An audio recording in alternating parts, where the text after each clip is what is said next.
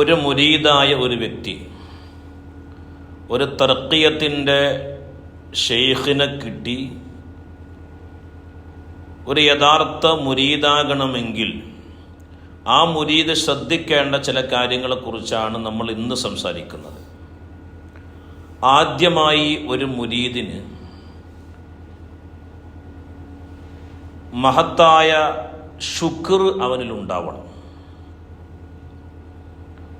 ഒരു മുറബ്ബിയായ ഷെയ്ഖിന് ലഭിക്കുക, ഒരു തർക്കിയത്തിൻ്റെ ഷെയ്ഖിന് ലഭിക്കുക എന്നുള്ളത് അള്ളാഹു നൽകിയ ഏറ്റവും വലിയ നിഅമത്താണ്. നമുക്കൊക്കെ അള്ളാഹു നൽകിയ വലിയൊരു നിഅമത്തുണ്ട്.